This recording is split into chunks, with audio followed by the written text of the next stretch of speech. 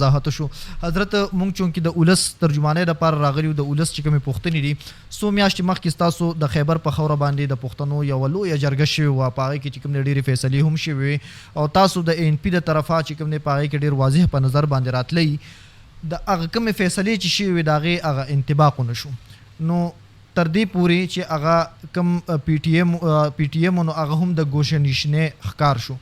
نو د هغه فیصلو به څه کېږي یا چې کوم دی تاسو ورسره ولاړ وئ نو تاسو هغه PTM ته چې کوم دی په کوم نظر باندې ګوري یا ستاسو موقف د هغې په باره کې څه دی؟ داسې ده چې خیبر جرګه یوازې جرګه نه وه په پښتنو کې د دې نه مخکې هم جرګې شوي دي غټې غټې جرګې شوي پښتانه د زرګونو کلونو نه جرګې کوي دغه هم پکې یو جرګه وشوله یو لویه جرګه وشوه د هغې نه پس هم جرګې زموږ دریځ دا دی چې د دې خاورې دننه مسایل دا ډېر جوور دي دا ډېر خطرناک حد ته رسېدلي یو جرګه د دې وطن مسلې حل کولی نشي دا به ته تسلسل ساتي تسلسل به ځکه ساتي چې جرګې سره کم داسې یو پاور دی چې اعلان وکړي او دا هغه عملي کړي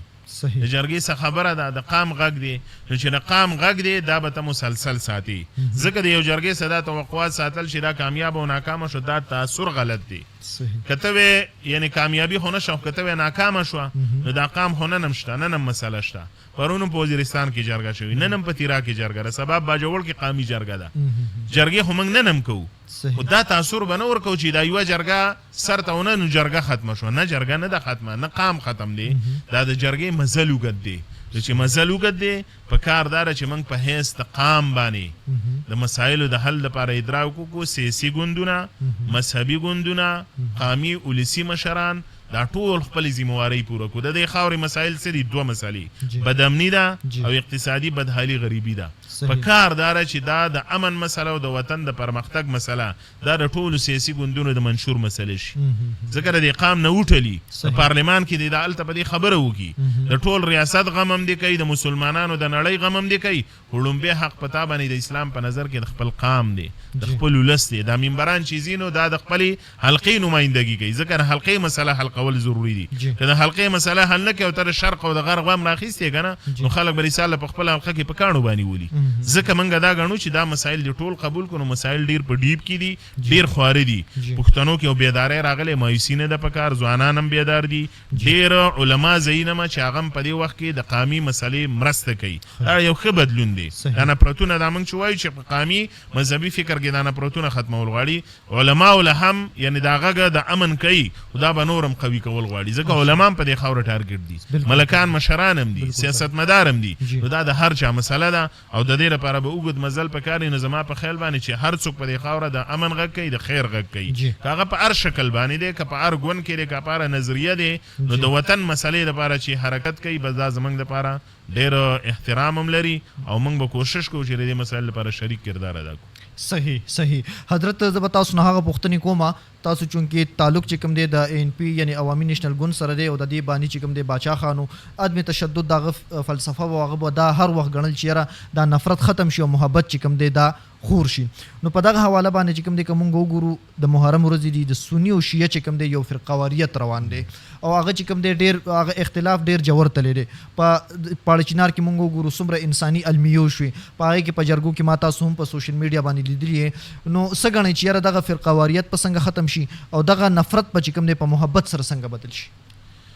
داسې ده چې مسلمان څوک دی دا تعریف که موږ وپېژنو نو دا مذهبي فرقواریت به میان نه لاړ شي اسلام د مذهبي فرقواریت خلاف دی ولا تفرقو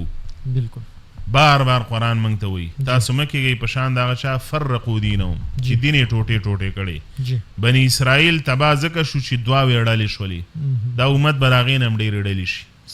موږ د دې فرقواریت مقابله که کوو نو بنیادي به موږ د مسلمان تعریف پیژنو رسول الله صلی الله علیه وسلم وایي من صلی صلاتنا و اکل ذبیحتنا څوک هم چې زمونږ ذبیحه خوري او زمونږ قبلې ته مونځ کوي زمونږ په طریقه باندې مونځ کوي خدای واحد لا شریک منی پیغمبر منی قیامت منی دا بنیادی اصول دی فذلک مسلم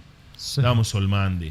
اوس که دې له هر د فرقې نوم ورکړي که نه خو د اسلام نه امام ابو حنیفه صاحب وایي چې بنیادی نصوصو نه چا انکار نه کړی که نه دا د اسلام نه مه وباسئ که یو کم سل علامات پکې درته رکو پر ښکاره چې یو علامت پکې د اسلامي نو بیا مسلمان ګڼه اسلام راخکل کوي د دې یو علامت د وجې به دا نور علامات هم د اسلامي شي.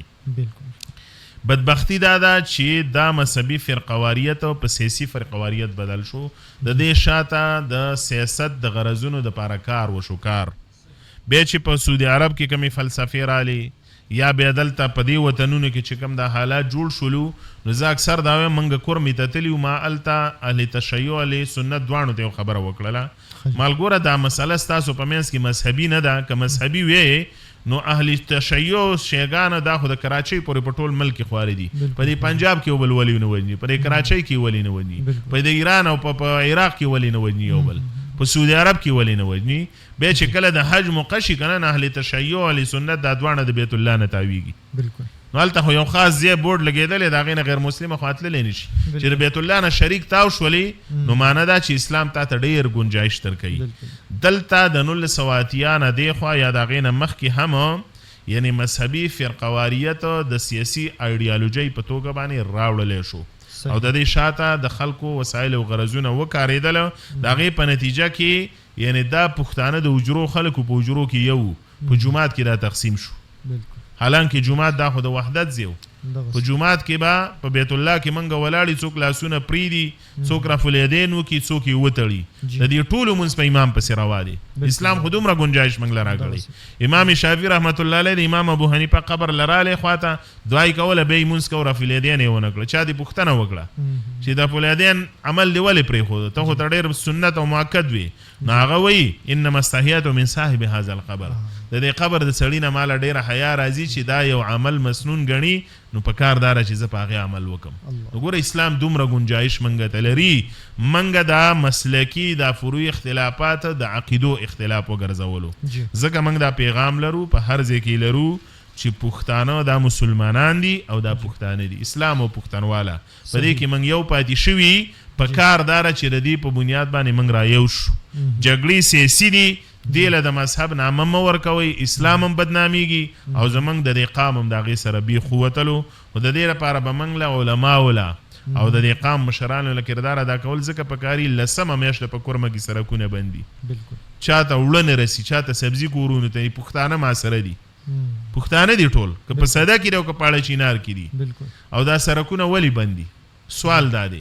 دا منګه مسلمانانو منګه پښتنو دا یې داسې جوړه کړله نو خپل وطن کورمه دا د جنت په مثال داسې رغایستونو ډک وطن دی او داسې خوف په کورمه کې جوړ کړی دی چې د یونیورسټو دننه د کورمې ځوانان دي او اختر له چوټۍ له لانړ